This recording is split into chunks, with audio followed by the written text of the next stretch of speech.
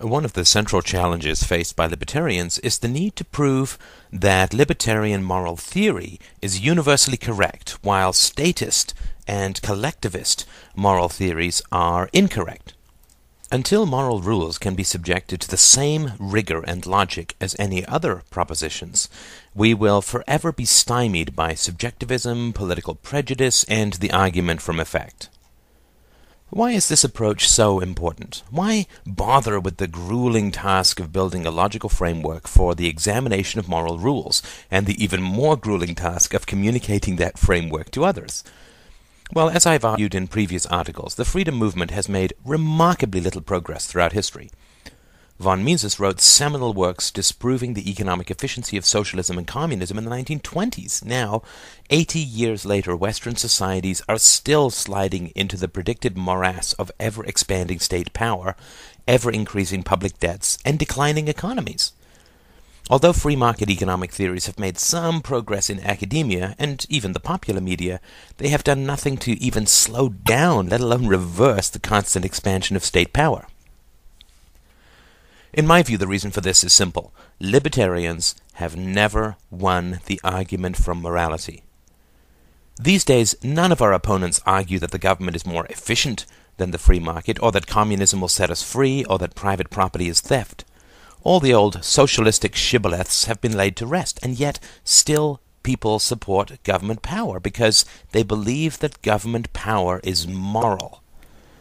Most people believe that the government takes care of the poor, the old, the sick, protects us from enemies, both corporate and militaristic, educates the young, builds us roads, blah, blah, blah. We've all heard the same nonsense since the dawn of time.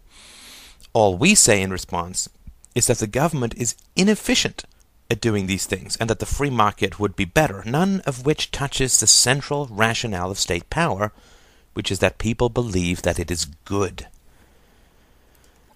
Now, our enemies understand the power of the argument from morality far, far better than we do. They're constantly harping on the virtue of state power, starting in kindergarten with environmentalism, friendly cops, and the need for child-proofing. The world is dangerous, children here, and capitalists want to kill you with smog, but your friendly government is always eager to serve, help, and protect. Children first experience state power as firm, kindly, and friendly teachers, so how could they see and appreciate the violence that underpins the government? How can we oppose this? How can we best work to undo the endless propaganda of pro-state school, media, and prejudice? Well, by learning from history, that's how. To win a battle, one must first ask, how were similar battles won in the past? The closest historical analogy to our current situation occurred in the 15th and 16th centuries during the rise of the scientific method. The early pioneers who advocated a rational and empirical approach to knowledge faced all the same prejudices that we face today, all the same irrationality, entrenched power of church and state, mystical and subjective, quote, absolutes, and early educational barriers.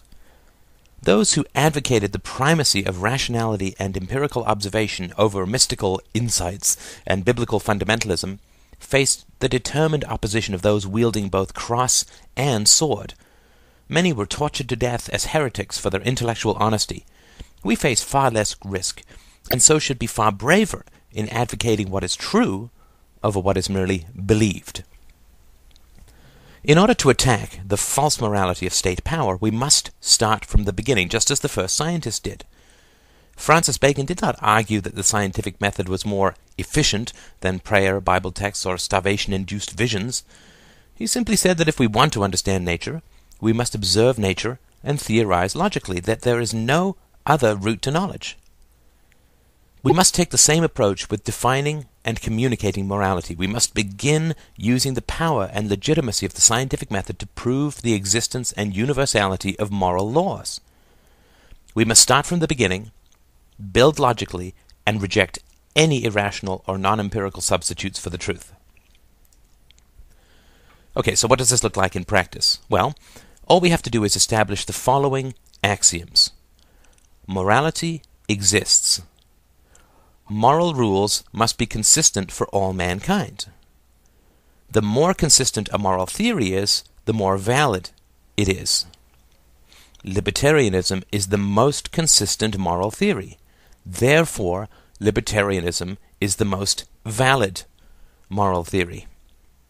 Now, sound like a tall order? Hey, give me 3,000 or so words, and we can at least take a swing at the first three. To start from the very beginning, do moral rules or consistently preferred human behavior exist at all? There are only two possibilities when it comes to moral rules, just as there are in any logical science. Either moral rules exist or they do not. In physics, the question is either physical rules exist or they do not. If moral rules do exist, where do they exist? Certainly not in material reality, which does not contain or obey a single moral rule. Moral rules are different from the rules of physics, just as the scientific method is different from gravity. Matter innately obeys the rule of gravity or the second law of thermodynamics, but "thou shalt not kill" is nowhere inscribed in the nature of things. Physical laws describe the behavior of matter, but do not contain a single prescription. Science says that matter behaves in a certain manner, never that it should behave in a certain manner. A theory of gravity proves that if you push a man off a cliff, he will fall. It does not tell you whether you should push him or not. Thus, it cannot be said that moral rules exist in material reality, and neither are they automatically obeyed like the laws of physics, which does not mean that moral laws are false or irrelevant. The scientific method does not exist in reality either, and is also optional, but it is neither false nor irrelevant. Subjecting moral theories to the scientific method will provide the same benefits that subjecting physical theories to the scientific method did. Before the rise of the scientific method, the behavior of matter resulted from the subjective whim of gods and devils, just as morality is now. Volcanoes erupted because the mountain god was angry. Good harvests resulted from human sacrifice. No absolute physical laws which limited the will of the gods were believed to exist, and so science could never develop. Those who profited from defining physical reality as subjective, mostly priests and kings, fought the subjugation of physical theories to the scientific method, just as those who profit from defining moral reality as subjective, mostly politicians and soldiers, fight the subjugation of moral theories to the scientific method. The rise of scientific truth resulted from the expansion of the scientific method, which was a methodology for separating accurate from inaccurate theories by subjecting them to two central tests: logical consistency and empirical observation or verification, and by always subjecting logical consistency to empirical observation. If I propose a perfectly consistent and logical theory which says that a rock will float up when thrown off a cliff, any empirical test proves my theory incorrect, since observation always trumps theory. A further aspect of the scientific method is the belief that since matter is composed of combinations of atoms with common, stable, and predictable properties, the behavior of matter must also be common, stable, and predictable. Thus, experiments must be reproducible in different locations and times. I cannot say that my rock floating theory is correct for just one particular rock, or on the day that I first tested it, or at a single location. My theories must describe the behavior of matter, which is universal, common, stable, and predictable. Finally, there is a generally accepted rule, sometimes called Occam's razor, which states that of any two explanations, the simpler is probably the more accurate.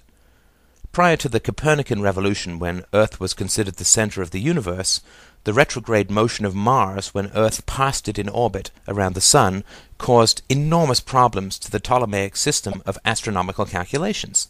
Circles within circles multiplied enormously, which were all cleared away by simply placing the Sun at the center of the solar system.